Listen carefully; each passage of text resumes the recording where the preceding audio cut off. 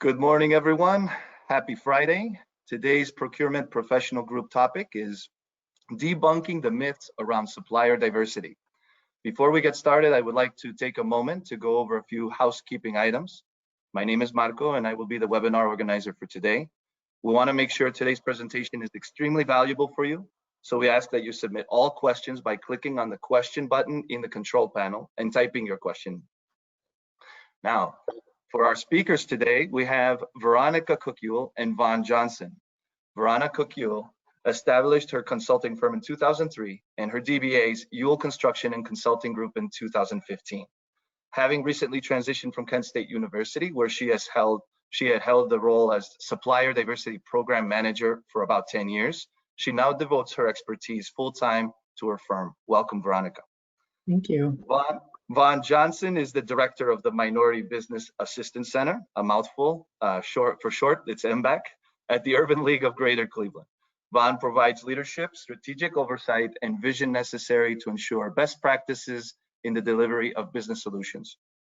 Vaughn brings extensive executive management experience to the MBAC team. Welcome, Vaughn. Good to be here. Thank you for coming and joining us today. Mm-hmm. All right. So today we're going to tackle some myths, very well-known, popular myths that exist around supplier diversity. And we hope to have a very robust conversation in tackling those particular myths and trying to understand the why and understand it at its core, why they exist, and the reality of why they exist. So let's start with a very, very challenging question. Always start with the hardest one first. Myth number one. Diversity, the notion that diversity is about exclusivity. I guess the question is, does supporting MBEs in a supply chain mean that you are technically sidelining white-owned firms? Veronica, what are your thoughts in this matter? Well, Marco, again, thank you. Thank you for having me this morning. That's probably one of the longest standing, longest running concerns, fears, and source of resistance in this space. And the reality is we're looking to have more inclusivity, more seats at the table, more representation. And to ask a question or to assume that bringing on more minorities would mean that it's to the detriment of majority companies only makes us beg the question, do you want things to stay the way they are? Mm-hmm. I will tell you that at its core, the majority of opportunities are going toward one demographic.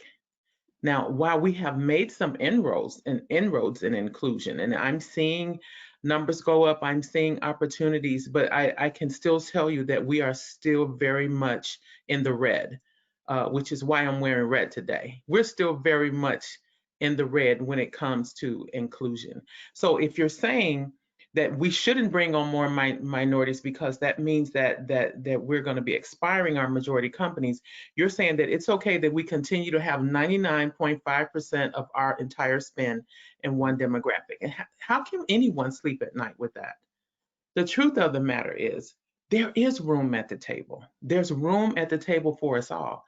It means that, no, if you have some great performing majority companies, who wants to get rid of those?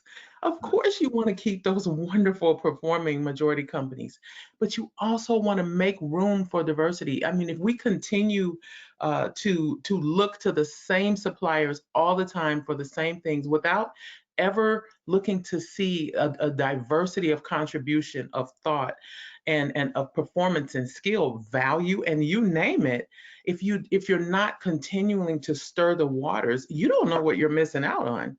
But it doesn't mean, it's just like in the theater, yes and, not yes or, it's yes and. So that means majority companies and minority companies. Vaughn, what are you thinking about that? That is a fantastic answer, and I agree with everything that you just said. And the whole myth around diversity being exclusive. Diversity means inclusivity. It means that no one is excluded, majority or minority. And to your point, there's a seat at the table and there's enough room at the table for everyone. And one of the things I wanted to mention is when you talk greatly about the community and having opportunities, Veronica. The other thing I want to mention is talking about corporate social responsibility. There are organizations like Walmart and IBM that through 2018 spent over $1 billion with minority-owned businesses. And the reason that they do that is because they understand that the world is changing, they understand that the country's changing, they understand that communities are changing, and they understand that consumers are changing and their behaviors are changing. So not only is it just a social and ethical thing to do, but it's also good business, and there's information that actually supports having a diverse supply chain. Having minorities in your supply chain ultimately is good for business. So not only is it a feel-good story, but there's a bottom line story to that as well. So to me, there's no such thing as diversity is about exclusivity. Diversity is inclusion, diverse thinking, diverse thoughts, diverse supply chains, diverse opportunities, creating more synergies and bringing those opportunities to the table so that all those companies can perform. When I had my family over for Thanksgiving dinner, there were a few more people that decided to stop by, so we wound up with 10 people. Now no one ate less because there were more people at the table. We just pulled a couple more chairs up to the table and passed the plate around a little bit more. So everybody had plenty to eat. Everybody fell asleep on the couch when they were done, and it was an enjoyable opportunity for everyone. So I agree with you, Marco and Veronica. This is about inclusion, not exclusion. To that point, Von, when we're addressing it, so obviously you're saying it's about a matter of inclusion as opposed to exclusivity. But I guess trying to get to the core of the root problem or the issue of why this myth actually is a deterrent or an obstacle for true supplier diversity. Would you agree, or would you say that this is more of a resentment in some cases of it being perceived as a handout instead of a hand up type of scenario? I've heard those comments before, and quite frankly, I've heard minority businesses make comments about, we don't want crumbs. We've been doing this long enough. We're qualified. We're capable. We have the capacity to do these things, and we want an equal share of the pie of the opportunity. So it's difficult when you look at some of the spend dollars from some of the major corporations in Northeast Ohio, and they're in the billions.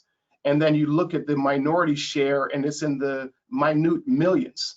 So if 99.99 almost percent is going to the majority companies, I don't think opening the door to inclusion is going to upset the apple cart and change that.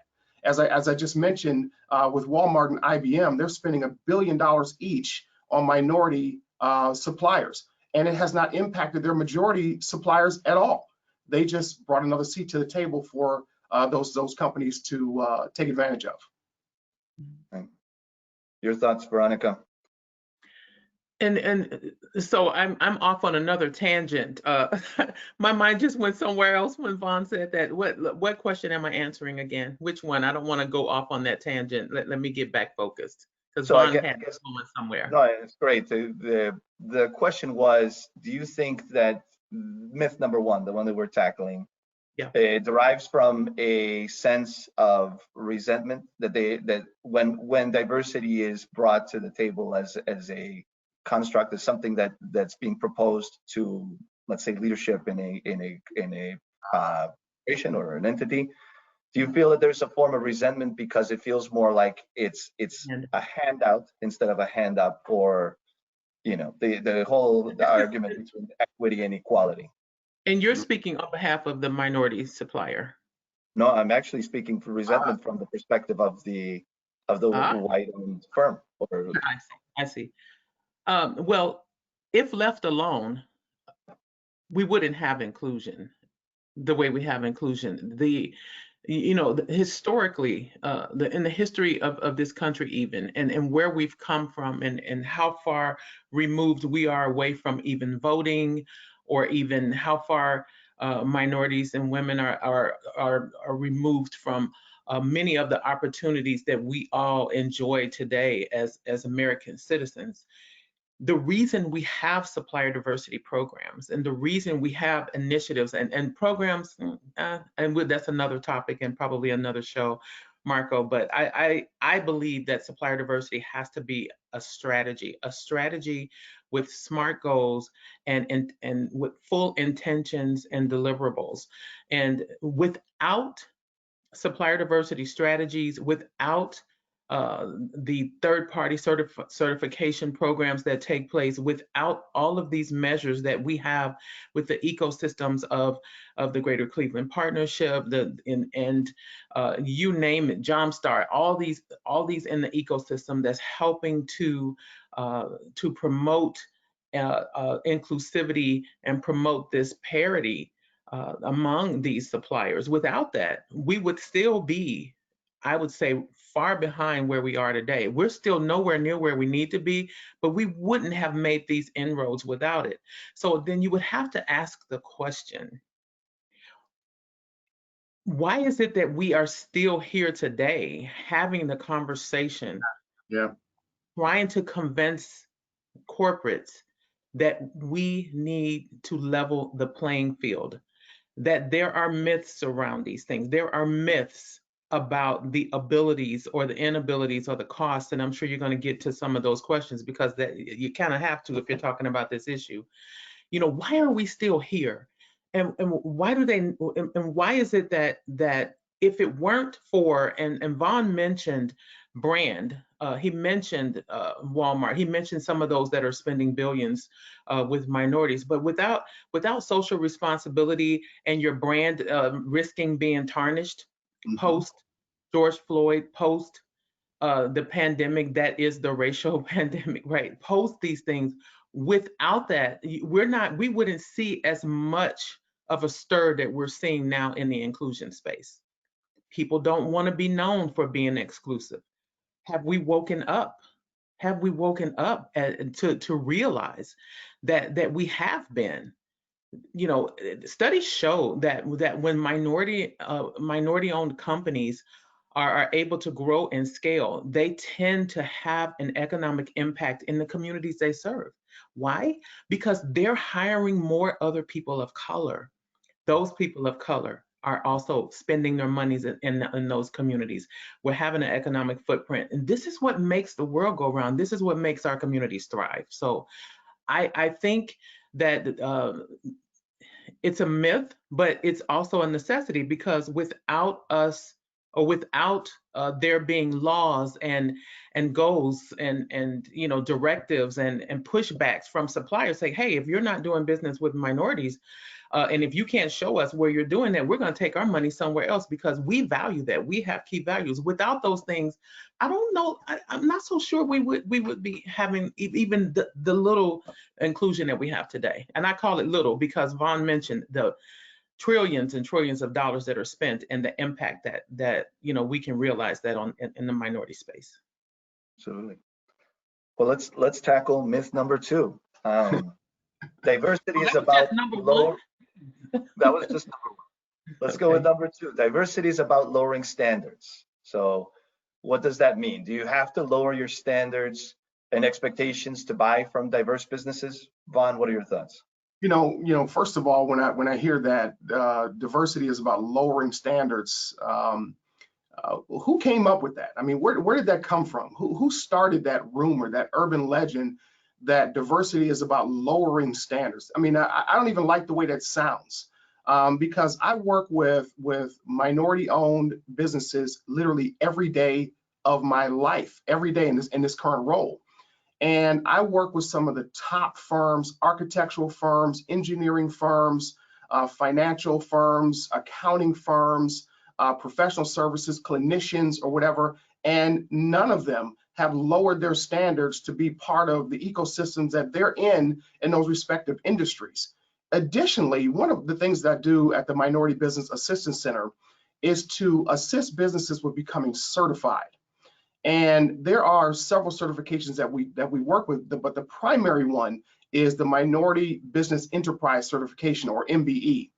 And when a company has distinguished itself with that credential, if you will, that says that they have passed this stringent test of requirements, taxes, 4 or 5 different financial statements, personal statements, information about their business and their trajectory, how long they've been in business, all those things that helps to legitimize that organization and put them on the same playing field as any other majority company. Those standards haven't been lowered at all. Matter of fact, many of these companies have to reach up to hit those standards. So when I hear that, none of the MBEs that I work with have low standards with their customer service or with their delivery of goods or services or anything like that. So again, that is a very, very disparaging myth about lowering standards. There are no standards that need to be lowered when you work with an MBE. Matter of fact, recently, everybody probably is aware that the Cleveland Browns and the National Football League and the Cleveland Browns are going to be hosting the NFL draft in Cleveland next year. So the NFL and the Cleveland Browns reached out to us, and they had about 30 different categories they were looking for business, minority-owned businesses to assist with staging this event. And I'm going somewhere with this, with the certification. But what the NFL was looking for and what the Cleveland Browns were looking for is they wanted to work with businesses that were certified, because they know that the certification means that that business is healthy, it's thriving, it's viable, and no standards had to be lowered to have them be a part of that opportunity. So no, standards don't have to be lowered. I work with very well high-performing organizations every single day, and they're getting their job done in their respective industries. Thanks. What about you, Veronica? What are your thoughts on that? Yeah, I'm going to take it from a different direction, but I want to tell my co-panelists I really appreciate those comments. Thank you for bringing us up to speed what's happening with the Browns, and I'm excited. You know, I will say when we think about lowering standards, you know, sometimes in order to understand where people are coming from, you have to walk a mile in their shoes. So often I'll stand on one side and I'll think, okay, what are minority suppliers thinking about this? And then I'll turn and go, if I'm a majority company, I'm going to be hiring or I'm a corporate and I'm going to be bringing in maybe a minority or another company in the space that was once held by a major corporation. Minority companies are trying to break into the spaces where they haven't historically been. When a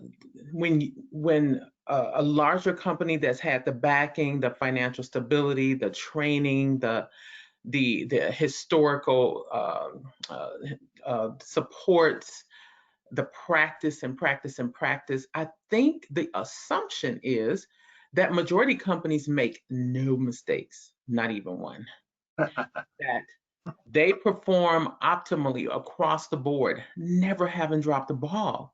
And that they've been there so long that they really get to know their customer.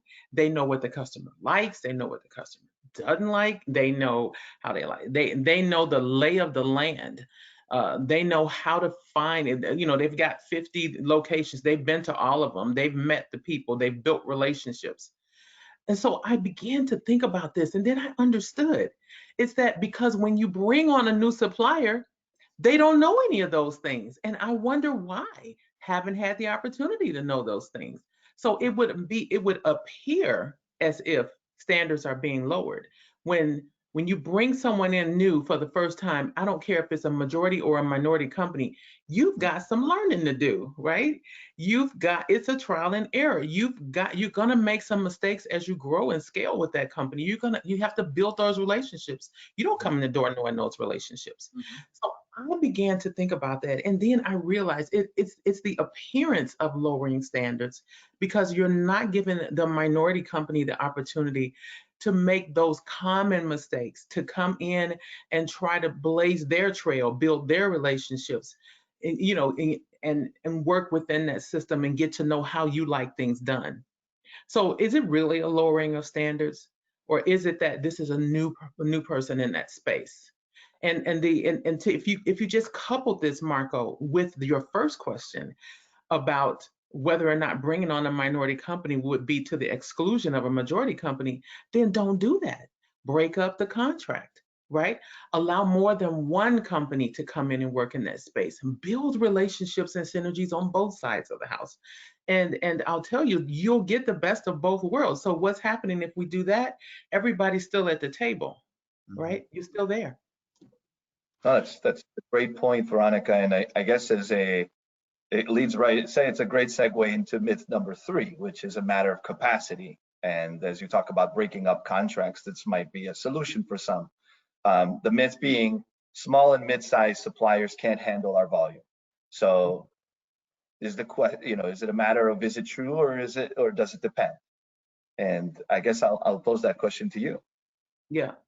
Well, I know of a company, and I know many companies, but such as Vaughn. My everyday life is immersed in advocacy for minority-owned companies. That's who I'll be for the rest of my life, I'm sure. But if you think about working in this space, I happen to know that I'm going to call out AG Print Promotions because I know they're on this call today. I mean, Anoop is everywhere, right? So Anoop works in the space of inclusion, where he not necessarily inclusion. He works in the space of promotional products, right? That's his thing. He's done a fabulous job with that. He's competing against some major players in the game. I would put this supplier, and I could name a number of them. I could name many, like Vaughn, many suppliers that I would do this. I would put this supplier up next to any majority big box company that does the same thing anywhere in this country and beyond. I would put him right next to them, and I would have full confidence that he would perform. And the thing is that we assume that because they're smaller, that they're not as effective. When the truth of the matter is, they are more. I mean, look at the levels of bureaucracy. You're not going to have any bureaucracy with Anoop. Anoop will get on the call and he will tell you what do you need. Let me make that happen for you. You're talking to the president of the company. Now try doing that with these major corporations. Try getting to the president to say, you know what, I want this special circumstance. I got this idea. I want to talk it out with you. Can you help me make this work? Minority companies, yeah, the size, they're smaller, but they're nimble, they're agile, they're able to spend on a dime.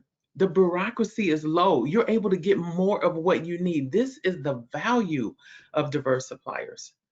So that's what I would offer to you. I would offer, no, you're not sacrificing anything. Absolutely. And so let me add on to that. And Veronica, those are great points, and I agree with that. The other thing I wanted to add to that is, we live in a global marketplace, and there are many small and mid-sized suppliers that we work with every single day that have built international supply chains with distribution companies. An example I'll give you is there's a smaller organization in the state of Ohio that they supplied kitchen countertops or something like that, kitchen countertops and cabinets and things like that for construction companies or home builders. And when that market started to decline for them because of the infrastructure that they had already built with their suppliers in other countries, they were able to pivot and then start providing other types of goods and services to answer RFPs, RFQs, things like that. And it had nothing to do with their size. It wasn't that they were small or medium sized. They had the connections to be able to leverage those relationships. And now they're actually making more money. They're generating more revenue from being able to pivot with suppliers and distributors from other countries in Asia and Europe, and they make more money. They literally went from being $1 million company to being an $8 million company by having a global reach with their infrastructure. So instead of having kitchen countertops imported, they literally transition into having, and this might sound funny, they transition into having ground chicken and chicken parts that come into this country and being distributed to the corrections facilities around this country. You talk about a pivot, that's a pivot. But because of technology, globalization, they were able to do something with an infrastructure, and it had nothing to do with their size of their company, because what they were doing was technology based and infrastructure based. So they, a large company could have done that, or a smaller company could have done that if they had their infrastructure in place. So you know what, Vaughn, I like that. And think about Christopher Che. Christopher Che did the same thing with PPE, right? And he pivoted. He was able to spend on the dime. But isn't this the world we live in? Isn't this business? This is what we call business. You know, there's opportunities, we seize them. And the point you've just made is that there really is no difference between minority companies and majority companies, other than the access to the opportunities, other than the barriers they face. So let me add one other kind of anecdote to this. You hear this all the time in the professional sports world: small market, big market, right? Cleveland's a small market for media, LA, New York, Chicago, those are large markets or whatever. Well, with technology, you can build your brand in any market. I don't care if it's Ashtabula or Los Angeles. With technology, you can build your brand, you can build your economy, you can your company, because technology and the globalization of what we do has grown. So you don't necessarily have to be in Los Angeles, a gigantic market, to be part of the film industry. You don't necessarily have to be in New York to be part of the media industry. You can be wherever you are and use technology to leverage what it is that you're trying to do, as I alluded to with the company that I just mentioned. So another myth, Marco. You know, well, let me jump on that too, because first of all, thank you for telling me that ground chicken is not in those countertops, because I'm thinking, okay, they pivoted to ground chicken. Boy, those some real tasty countertops. But yeah, I mean, I understood where you were saying, but at first I wasn't making the leap, and you took me there.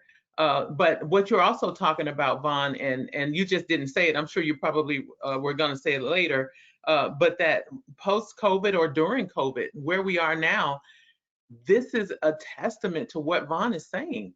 You know, absolutely, the world is our oyster more now than ever, and we are able to achieve those gains more now than ever. So we really need to debunk these myths so we can get about the business of enterprise for the minority owner. Well, I mean, as a continuation to the question about capacity, many of the conversations I have with some of our corporate partners is that they're trying to minimize or decrease their list of vendors. They want vendors who are national providers and suppliers. It's not that they don't, it's not that they don't want to work with minority firms that are smaller. They are saying there's just, we're trying to go with national firms, and we haven't identified any that are minority owned. So what is the response to that, and how do we tackle that? How do we introduce minority firms into that process? Is it leveraging their tier one suppliers and kind of asking the larger corporate entity to lean a little bit on their tier ones, so they can create opportunities for some of these mid-sized companies?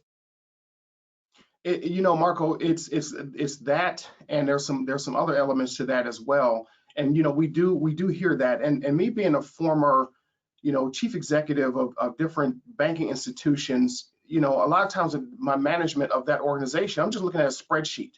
I need to know what costs are, what expenses are, what revenues are, and I'm looking at a spreadsheet. I'm not looking at the ethnicities necessarily of those organizations. However, I also understand that when you start talking about capacity, Many of these tier one organizations can assist minority companies with capacity by mentoring. So we have cohorts where tier one companies can work with minority contractors and other suppliers to help mentor them and advise them on how to grow. The other part about that is we talked about social corporate responsibility. And as our world changes, as our country changes, as our communities change, our consumers change, we have diverse consumers.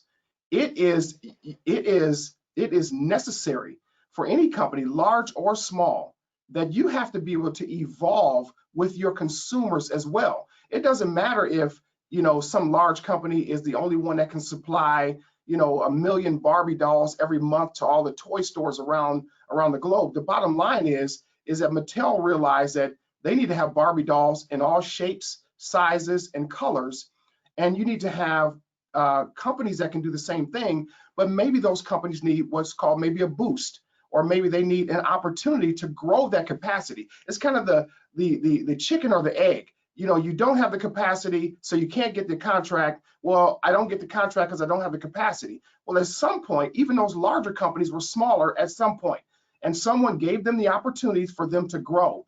We have to grow our minority organizations by giving them opportunities to grow, to partner, to collaborate, to be mentored, to be coached, to be educated.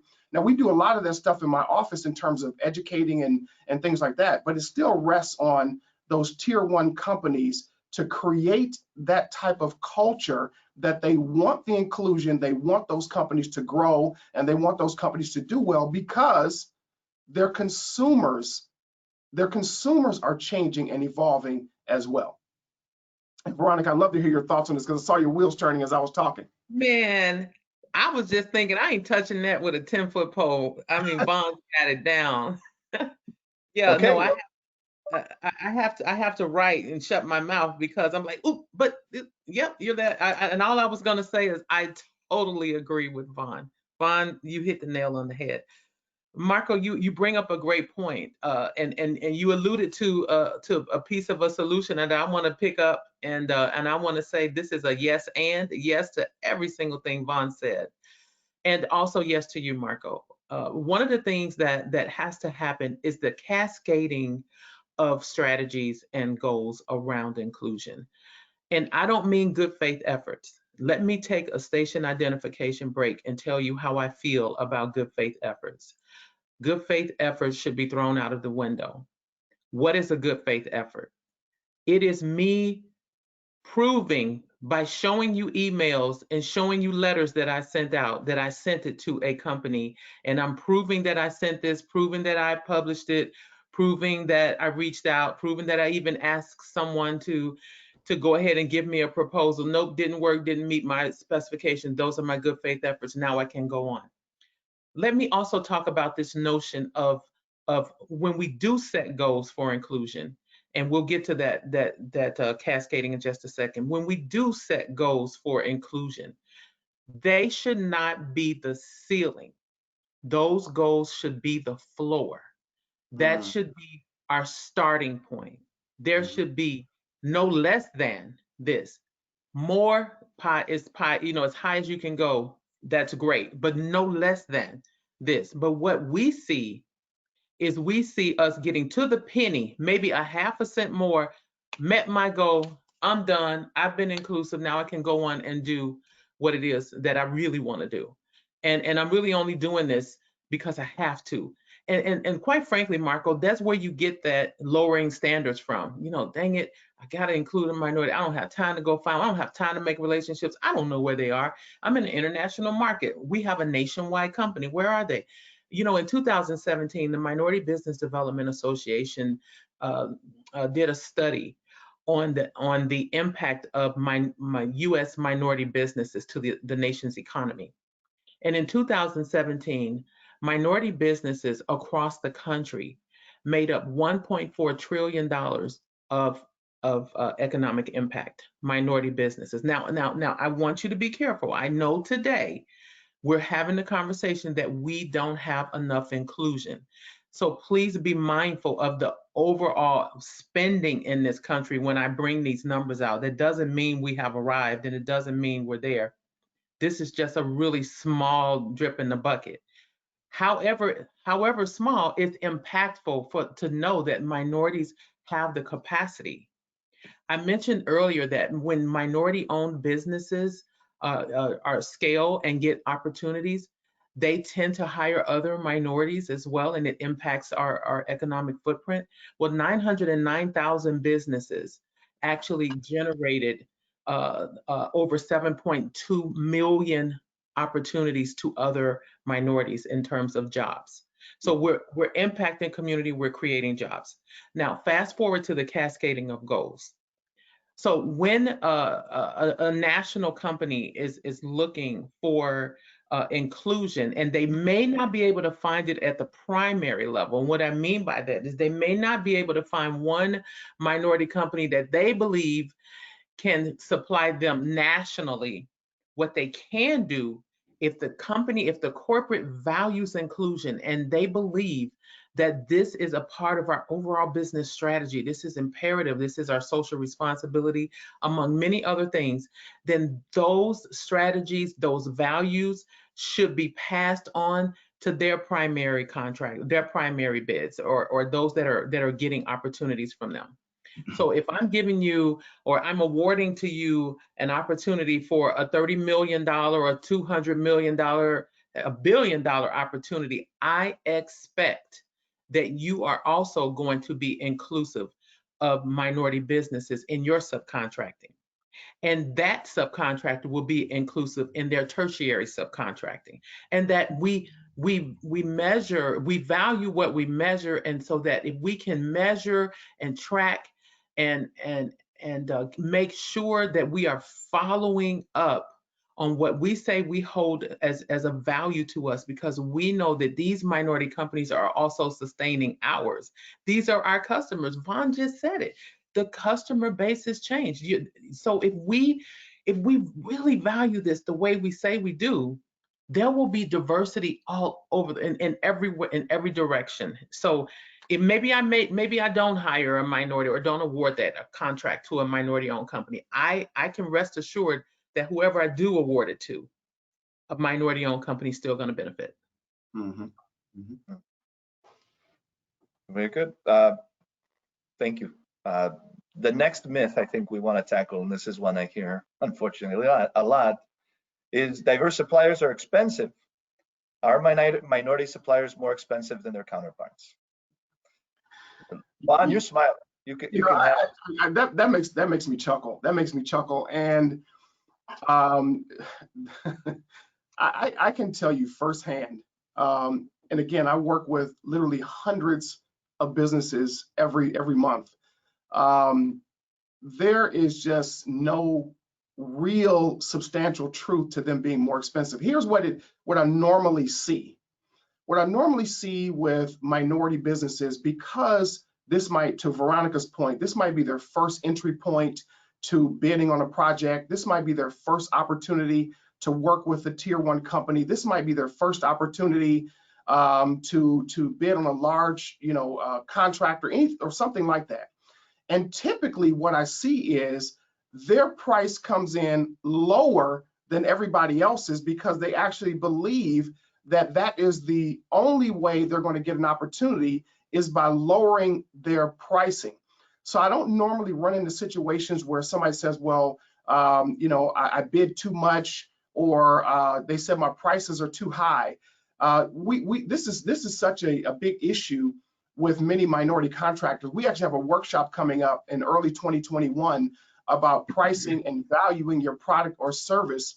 And many times it may be better that you just don't take the job versus bidding on something that you're going to either lose money or you can't fulfill that particular obligation. So I don't run into situations where clients or companies are saying, hey, minority contractors are too expensive. We don't want to do business with them. What we normally see is that they are using a low price as an entry point to earn an opportunity, and that's where that kind of resides. So the myth of minority suppliers being expensive, I just don't agree that. And hopefully my comments debunk that one too, Marco. Well, I do want to ask you this. On the flip side, if they come in at a low cost or a low price point, is that to their detriment as well? Because the potential buyer is going to say, well, the pricing is completely out of range, it's out of whack, so I'll just dismiss this proposal as it comes in. Yeah, and that can happen, and even in other situations, what'll happen sometimes, if that price is too low, then that minority supplier, after they've been doing it a month or two, they realize that they're not even breaking even on that job, and then they'll come back to me to see if we can assist them in some capacity. So that's my whole point of mentioning we have to put some education around how you price, how you bid. There's several organizations like ours in our ecosystem that can bring some of that information to the table. And I encourage all of our minority suppliers to reach out to them. But you're right, there's a danger of coming in too low, especially if it's the lowest and best bid type situation, and you bid too low and then you can't fulfill the obligation of the contract. And we've also found that sometimes minority suppliers, they understand their business really well. They know how to do landscaping, they know how to do catering, they know how to do construction, but they're not experts at how to bid on something. And that's where the educational piece comes in, so we can instruct them on that. And then after maybe they've done it once or twice, they realize that, hey, I need to be at a certain profit level to make this work for our company. And if I can't get that profit level, then I'm just not going to bid on it. It doesn't make sense for us to do that. That's an excellent point, Marco. Veronica, anything you want to add to that? Yeah, one of the things that I think we need to look at this just a little bit differently. Let's think about the area of perspective when it comes to those minority-owned companies that use distributors or that have to go to a wholesaler or so let's just say we're an office supply company. Now, no company, minority or majority, makes all these office supplies, Post-its, ink pens, all that. No one company makes all these things and then sells them. So from the array of things that you're going to sell, there are wholesalers, there are the distributors, there's your back end. Who's supplying you? The question becomes, when the bid is released, if your supplier, if the minority-owned company's distributor or their supplier is also competing with them, what's going to happen? The minority-owned company is going to always be more expensive. But you know what? This is true from minority to majority or anyone. If the distributor is coming in competing with you, if you have to go and get pricing so that you can put your appropriate markup on an opportunity, and that you're still adding value from your company. So remember, we're not talking about pass-through here. We're talking about a company that, and I actually know a company, GBEX.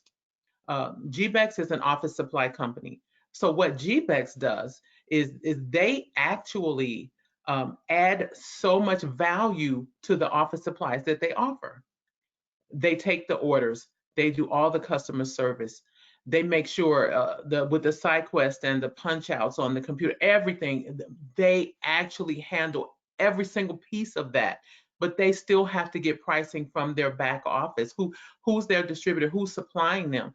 But if the company that's supplying them comes up and competes with them on their bid, they're going to always look expensive. So that's relative. That's one thing, and that's something that I don't think is talked about enough.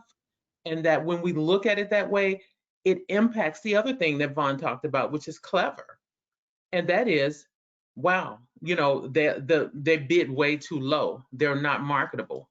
Okay, because they're being told. Here's the thing.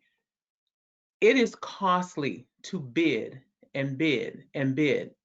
And it's taken a big hit with minority companies. They're bidding, they're paying money. This is a costly thing to do to never get the opportunity. So what's happening? They go in again and they lower it, and they go in again and they lower it. It would appear that they're trying to buy the opportunity so that they can have the ability to say, you know, this particular company was my customer. I've worked with this major corporation, and so therefore you can see that I can handle your thing. I mean, there's a strategy behind all of this, and the truth of the matter is, when you don't get the bid, you're being told your bid was too high. The very myth that you just mentioned, Marco. So what do? They turn around and they go, well, you know what? I could, you know, I could tighten the belt again. I could come in a little bit lower, and it's hurting the company. But at the end of the day, and if your bid is way low, then they'll go and still award it to a higher company and say, but we were looking at the best overall value. We weren't necessarily looking at the low bid. Mhm. Okay, how do you win? I mean, how do you formulate best overall value to me? Let me know how I can strategize to achieve that when it's done at the bidding table. It's a moving target. Would you make the target be still, please? I mean, we just let the target be still and let me hit it, right? So on the one hand, they're bidding too low, but that's because they bid before and it was too high. And okay, I'm just going to eat beans and rice right now, and so that I can get this bid and show you and prove to you who I am. Then I've got my distributors competing against me, you know, and this is a very difficult cocktail for minority companies to swallow. We have got to understand all of these barriers, and we've got to start peeling back the layers of the onion so that these companies can have access, real access to the opportunities. And please don't tell me that, well, they had a chance. Hey, we let everybody bid. You had a chance to bid like everybody else had a chance to bid. That's where we have the problem with the dichotomy of equality versus equity. We've got to be equitable. We have to provide equitable solutions, equitable opportunities. What does that mean? That means that you can't look at this minority company and say, I don't see color. I'm just looking at what you do. No, you have to see the color of the company, because they are impacted. Minority companies are impacted differently than majority companies. They don't have historically the opportunity to grow that company and scale that company in many cases. And that has caused it to be an unlevel playing field, which is why we have these initiatives, why we have these strategies. If we could just open our eyes and wake up and see that these strategies are in place because there is a need for them, and without it, there would be no inclusion or a very low amount of it. Great point, Veronica. As a continuation of that, I think we can tackle the next myth relatively easily. It's, I already, you know, the conception of, I already work with diverse suppliers, so I don't need to build a diverse supplier diversity program. So what value does a supplier diversity program bring to an organization? You know, we kind of hit this already on several different points. You know, the value of well, the first part of the myth is already work with diverse suppliers. You know, my question I would ask somebody to that is, how is that being measured? Do you have a spend goal? Is there anything in place? Okay, so you work with a few minority suppliers, that's great. But are there goals, metrics, measures around what you're trying to accomplish? And you know, how do you measure that on an ongoing basis?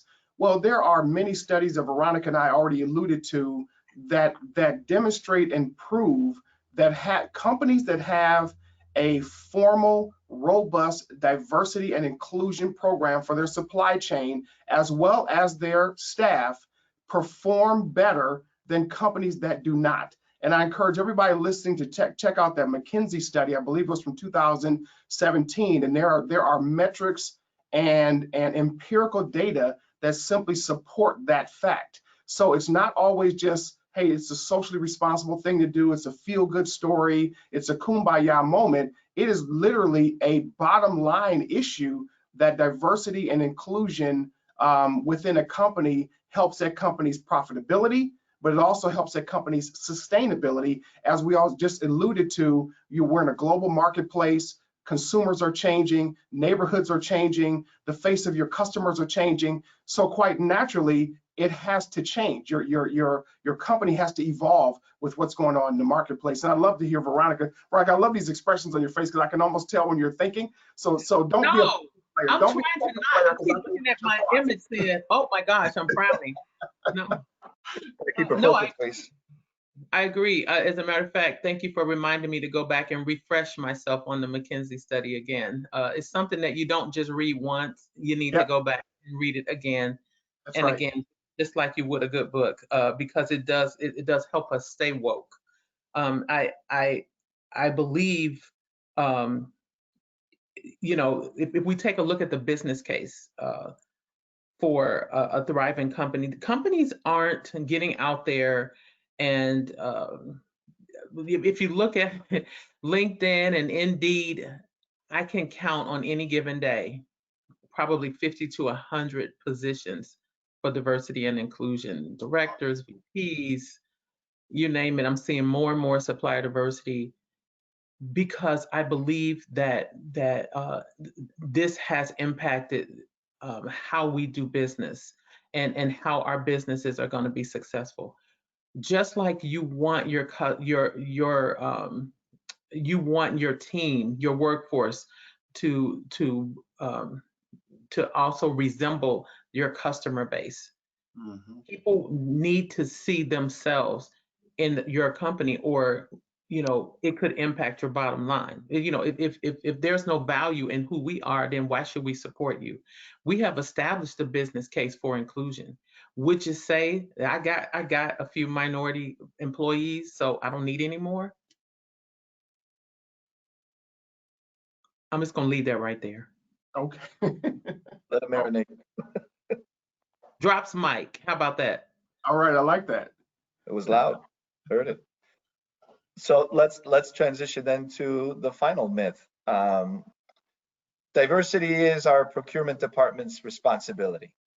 So this is obviously what people say internally. Can an organization be successful or truly successful in these efforts if it is up to the procurement department alone? In only one way can a company be successful in those efforts if it was only up to the procurement department, and that is if there was centralization of spend. Mm. If there is a centralization of spend authority at that company and that is where it all happens, then the onus can be on that one department to make sure that there's inclusion. If there are P cards, purchasing cards, and those that have budgets that can spend throughout the organization and throughout all of the locations across the nation, if your spending is decentralized, then that is absolutely not going to work, because you've got to get to the pin of every person that awards a contract has to have an understanding, has to value inclusion and supplier diversity, has to understand that the corporation from the leadership, from the top down, has expressed that this is a value to us, and that they will be enacting and acting out on the wishes of the organization's leader, and that it has to be something that is operating in the minds and processes and procedures of everyone with that purchasing authority. Mhm. Yeah, I couldn't agree more. And what I would add to that is, and I do agree, if the authority and the power lies within that procurement department, and in many companies it does not. That culture needs to start at the board level. It needs to start at the executive level. And as I shared earlier in our conversation, I've been the chief executive officer of 3 different banking institutions. And in all those cases, there were in the senior staff and in the board, rarely did they ever look like me.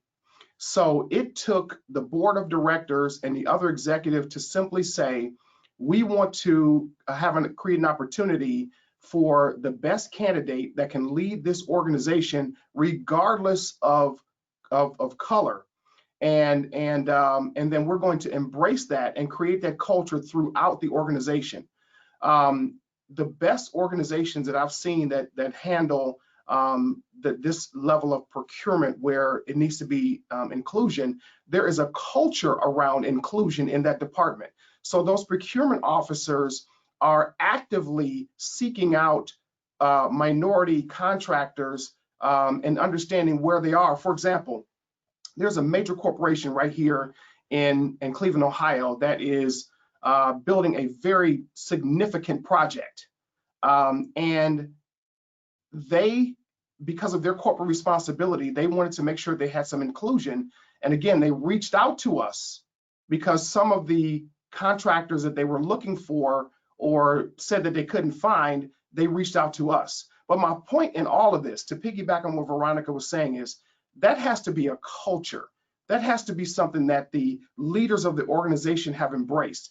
That has to be a conscious decision that business owners, tier one companies, CEOs, and anybody that has a procurement team as part of their direct reports, that culture has to permeate through that organization. And there are some great companies in Northeast Ohio that do a really good job with that. And there's some other companies that could do a little bit better in that particular area. So, you know, my answer to that is, my direct answer to that is, can the procurement department do it on their own, do it alone?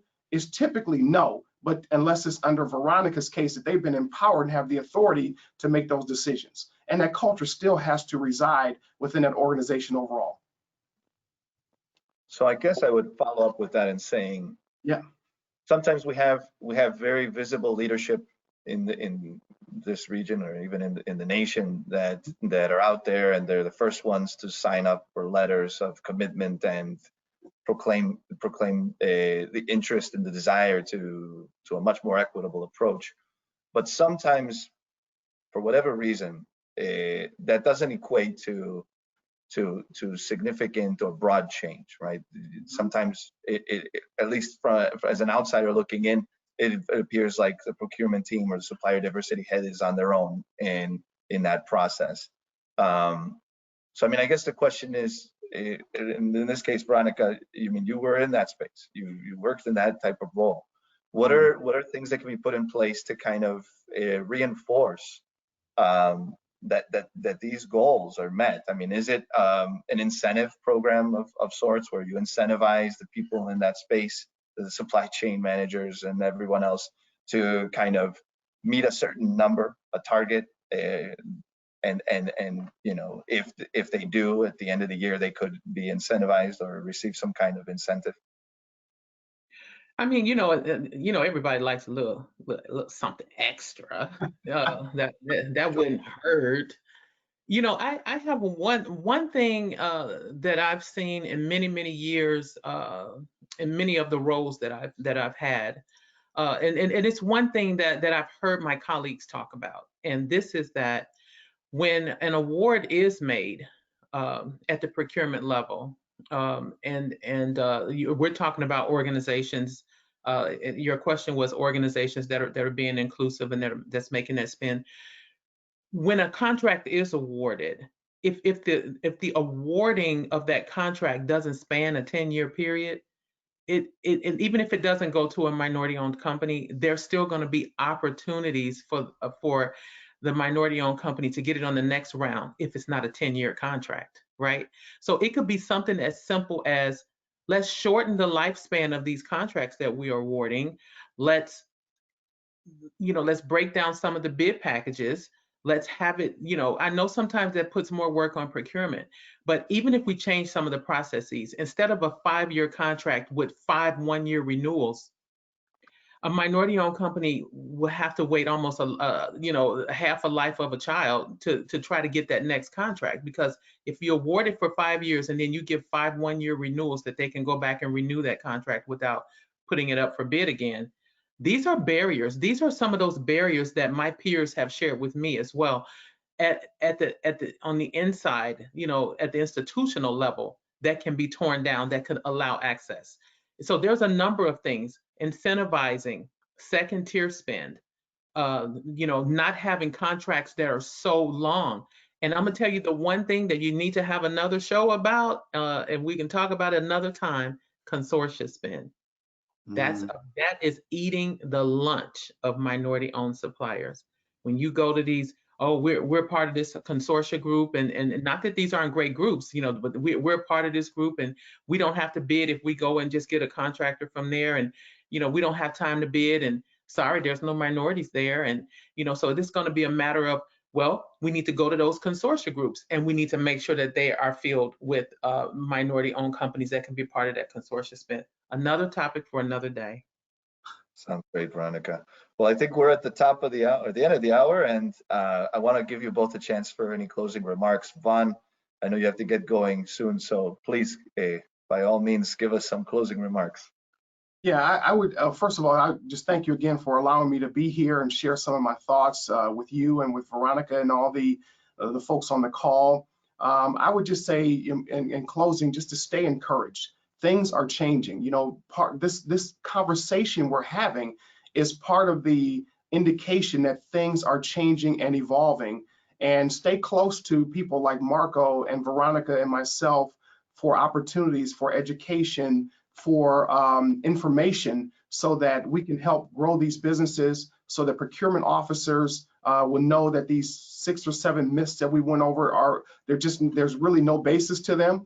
And I hope that we've addressed all those things. But you know, the last thing I'll say is hire a minority contractor, hire a minority supplier. That's what I'll leave with. Hire them, and then you can debunk your own myths because you have real experience at working with them. Right. Thanks for that, Great. Vaughn. Thank you. Veronica, your remarks? Yeah. My closing remarks. First of all, Vaughn, it was a pleasure sharing the panel with you. I'd welcome the opportunity anytime. I've enjoyed this, and Marco, thank you. My closing remarks will be simply this: support your local Chamber of Commerce. I am a consultant right now with the Greater Akron Chamber. One of the best moves I've ever made. They are amazing. Check them out. Second thing, the Greater Cleveland Partnership is doing an amazing job. If you have not registered in the inclusion marketplace as a buyer or as a supplier, you are missing out on one of the region's greatest initiatives right now. You're telling me you can't find the suppliers? We are building that database in our ecosystem, in the Greater Cleveland footprint and the Greater Akron footprint, making sure that we have scaled and scalable minority suppliers and women-owned suppliers in that database. Go there, register as a buyer, make that part, and by the way, post your opportunities there, schedule events there, and make that a part of your overall supply chain sourcing strategy. And I'll see you on the other side. Thank you for that, Veronica. So thank you both for sharing so much great information and insight with us today. And thanks to all of you participating in today's webinar. We hope you found this webinar engaging and informative. If you have thoughts to share, please let us know. And please make sure to fill out the survey you receive via email later today. For information about upcoming webinars, please visit gcppartnership.com/events. And this concludes today's session. Thanks again, everyone, and thank you, panelists, for joining us on this. Thanks for having us. Thanks so much. Thank you. Take care.